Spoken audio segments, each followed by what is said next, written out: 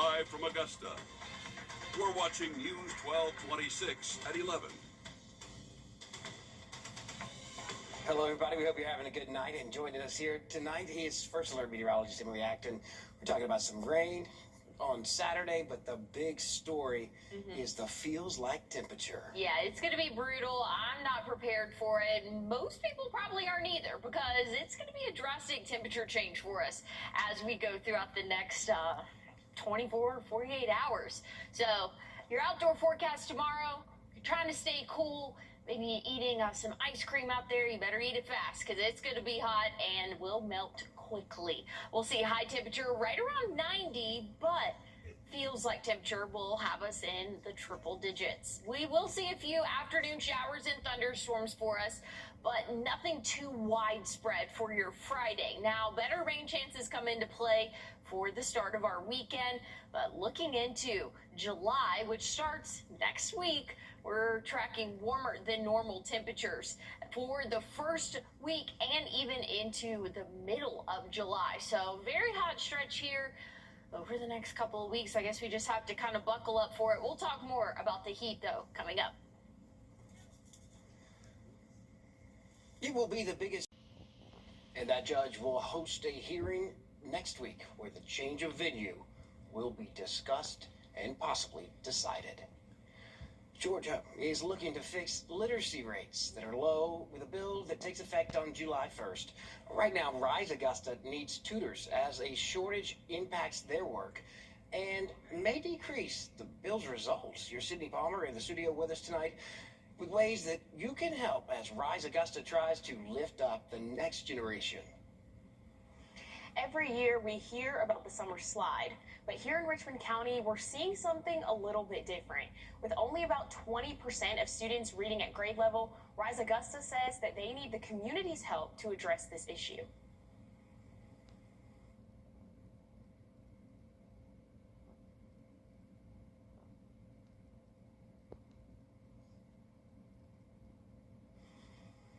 And some ways that you can get involved: you can volunteer your time.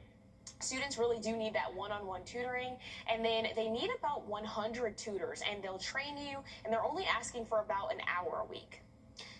Sydney, thanks. We will get that story online on Wrdw.com, and if we can, get it linked back into this newscast, we'll tell you the story then. Tonight, 52-year-old Demetrius McElwain has been sentenced to 11 years in federal prison. He pled guilty in February to gun charges, and new tonight, a circuit court judge has held up Edgefield County's Planning Commission, primarily approving of a possible 70-lot RV park. It would be on Highway 25 and Beam Oak Road in the Horse Creek area. Opponents argued the project does not meet county ordinances. The project still has to get a final review and approval from the county. 12 on Your Side Investigates has obtained new court documents that are raising new questions about whether a Burke County party tied to a deadly shooting was... Well, more bear sightings reported in Columbia County, part of a safety alert tonight, just days after a Grovetown homeowner found a black bear in their backyard. You are now looking at video? Yeah, there it is, showing a black bear spotted in Grovetown earlier this month. The daytime video we're showing you now, that's from June 4th. The nighttime video is from June 5th near Annie Laurie Drive. The bear did hang around there, but did not mess with the chickens. It did have some of their feed. Georgia DNR says black bear sightings are common this time of the year, and they can be attracted to food left outside, including your trash cans. Wildlife experts suggest moving food inside or somewhere bears can't reach. Well, looking at the weekend, we do have a marginal severe risk on Saturday, but the main story is the heat. We'll talk more about both coming up. At Parker's Kitchen, earn points, watch them add up, and choose your reward in the app. More rewarding. You picked your hometown favorites, and now it's on to the next round. Regional voting for the Star Spangled Sing-Off runs through June 28th. Watch the performances, vote for your favorite, and help put the CSRA on the map. Then, July 2nd, we reveal who's getting an all-expenses-paid trip to Nashville to film a performance that will air across the country. Vote now at WRDW.com/contests. The Star Spangled Sing-Off, proudly sponsored by Milton Rubin. This July 4th, bring the celebration home. It's the Rooms to Go July 4th sale. Celebrate with big style and even bigger savings on everything from single pieces to complete room packages. Whether you come in for one thing or everything, you're walking out with a win. Style, value, and savings. Plus, amazing interest-free financing. It's all right here during the Rooms to Go July 4th sale. I will say we've already had that first round of hot heat for the year. This is what, the second round now. Yeah. You're really warning people about those high feels like temperatures. And a lot of people don't know where feels like comes from. That's the humidity on top of the heat. That's exactly what it is. Your body can't sweat, which is its natural way to cool itself off whenever there's a lot of moisture in the atmosphere. It just doesn't work as well. So, not knowing until right now that the humidity slowed your sweating down. well, it makes it, you sweat and it won't evaporate Right. because there's already so much water in the atmosphere. So it's not going to evaporate, and that's what cools you off. If you needed to be reminded that Emily is really a scientist, that was cool. Thanks for that. The more you know. Yes, many tests on evaporative cooling. So, sweating is a cooling process. So, interesting thing there. But looking at our current radar, we are seeing a few isolated showers across the area, but nothing too extreme as we go throughout the next couple of hours. We'll still see a few of those light showers for our area, but waking up tomorrow morning, nice and dry. We'll be in the low 70s though. So the 60s, that was a thing of the past now. We're going to see those morning lows right around that 70-degree mark. So if you have any outdoor plans, try to get it done before the noon hour. That's going to be at least the most comfortable outdoors. By the time we hit the later afternoon, we'll see low 90s for our high, but feeling about 5 to 10 degrees warmer than what the actual air temperature is. And we'll see that story again come Saturday and Sunday, where our feels like temperatures anywhere from 102 to 105. Then when we come into the work week next week, right around that 105 mark again for the start of the work week. Once we get into Tuesday, upper 90s, some spots still could see the triple-digit feels like temperatures. So it is a very hot stretch for us as we end June and start the month of July. We'll see a few showers again overnight tonight, but dry start to the day tomorrow. The afternoon, few pop-up showers, maybe a thunderstorm or two. Once we get into Saturday, though, starting off dry, but a little bit better chance of seeing some more widespread showers and thunderstorms for us. It's not going to last all day, and some spots will remain completely dry. So still keep your outdoor plans. Just have the First Alert Weather app downloaded. It'll tell you when rain's detected in your area, or better yet, lightning. Now, Sunday, a few showers possible, but that's really going to come after dinner time. So most of our Sunday is looking nice and dry. Not too bad of a forecast. Saturday, we do have that severe risk. It's a level 1 out of 5, low end threat here, but something just to keep in mind, we could see some strong to severe thunderstorms in our area for your Saturday afternoon. Better rain chances again Saturday, but we still have some rain chances in play tomorrow. Now, Sunday, we're looking nice and dry for the most part until after dinner time. 96 for our high temperature Sunday, but in my opinion, that doesn't matter. If we're going to feel like 105, that's what I want to know. I don't care that it's 96. We're going to be about 10 degrees warmer for the feels like temperature. I'll tell you what, that makes the pool even hot. Thanks, Emily.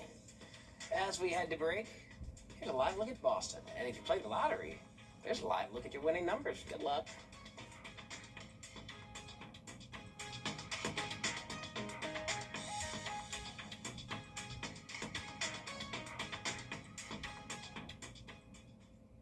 Happy 250th birthday, America.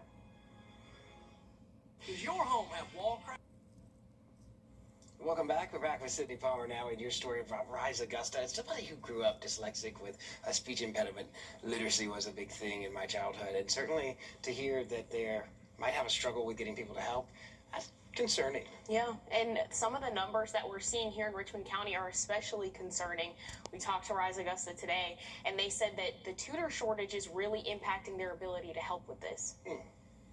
one simple question. And you're talking to a kid and asking them how their day is. Maybe that's the only time an adult would just ask them how their day is. Can make all the difference. And for tutor Angel Smith, she's seen that difference firsthand. I had a little kid who was in kindergarten, and he kind of spoke as if he were like around 4. Me and his teacher worked together, and we got his reading scores to where they needed to be by the end of the year.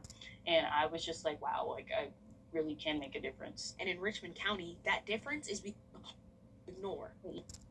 Children coming to school as kindergartners who didn't know basic shapes, didn't know colors, didn't know how to stand in line. And so all those things have to be taught before they really can start learning. And that's something new. Right now, only around 20% of students are reading at grade level. And Cook says that once kids get behind, it can be hard to catch up. Go into a first grade class, second grade class, all those children, you know, they're going to be the president, they're going to be a doctor, they're going to go to the moon, they're going to do anything. And then go see them in the 4th or 5th grade.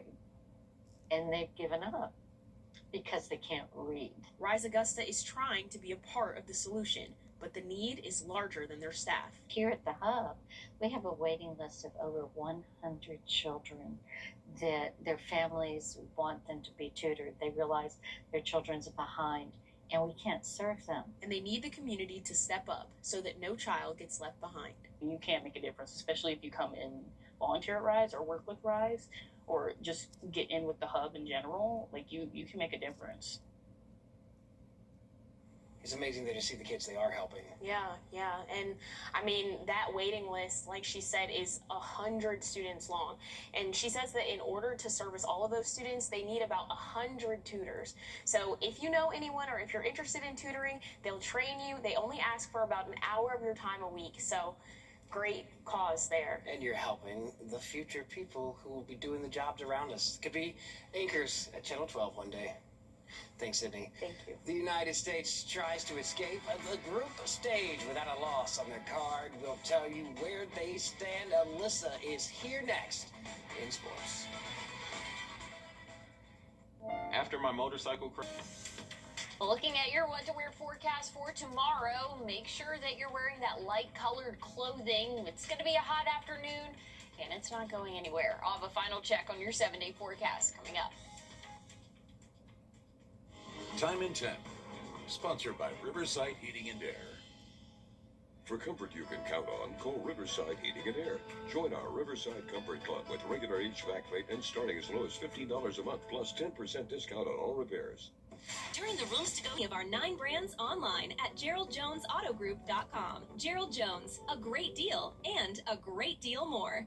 Happy 250th birthday, America.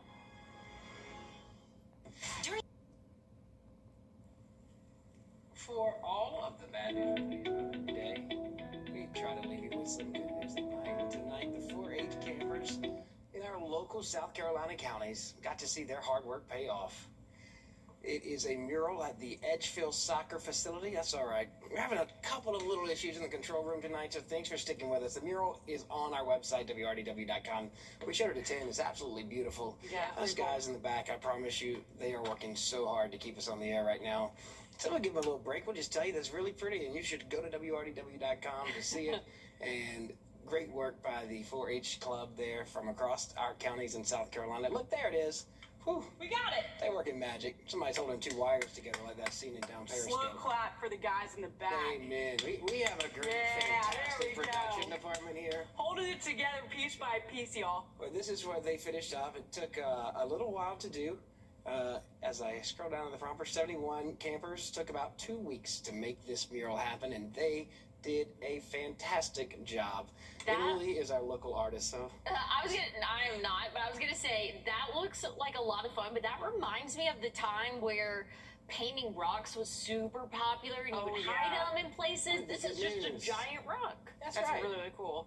Yeah. I think it's so interesting, too, like, you have the boulders out front of the schools. Like, I'm sure this is great practice for that. Yeah. We didn't do that in Cincinnati, so this is fun every time I pull up to these schools and they have it. We did get an interview with it, and here's what they said.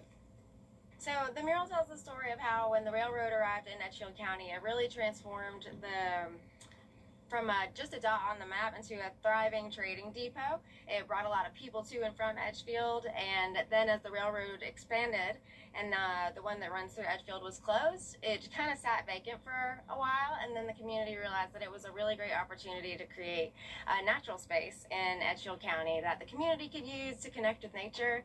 And now here we are to celebrate that the train on the mural has connected our past to our present, and will continue to connect people to the future too.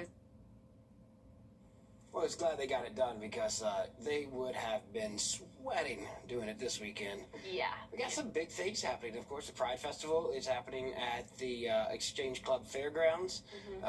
There's a couple of other community events that I know of going on. Yeah. It's a big weekend for sunflower photo shoots. It's a busy time of year, and it's honestly, in my opinion, I'm trying not to be so negative, but it's a hard time to be outside right now. It really is. And you're like Teron Jackson's football camp at Silver Bluff. And I think we have Derek Canteen's football camp at Evans. So two NFL guys come back, doing their hometown some love with some football camps. But it's like, how are they going to be able to be out there? It's going to be hot. Yeah. What should they pack? They do. I know the football programs have a lot of like safety protocols that they have to do. They have to know like the wet bulb temperature and temperature of the field and all of that. So I'm hopeful that those will really be put in place this weekend. I would say my biggest advice right now for anybody in the CSRA is make sure that you are hydrating more than you normally would, because that's with water. Yes. And Gatorade. Yes. Gotta make that I'm clear. clarifying for my friends. Okay, I was about to say you can't hydrate any other way. Well, that's water and Gatorade is what she's talking about. That's the hydrating. Anyways, we're gonna feel like the triple digits starting tomorrow, but the heat really ramps up for our weekend and throughout the week next week. We're gonna feel like the triple digits. Our actual temperatures mid and upper 90s. Small chance of rain tomorrow. Saturday we have a little bit of that severe threat mixed in, but other than that, just a few afternoon showers for next week. It's gonna be hot, hot, hot. Don't overdo it this weekend. And for all of the people who work in behind the scenes to keep us on television every night, we hope you have a great night. How long do Georgians have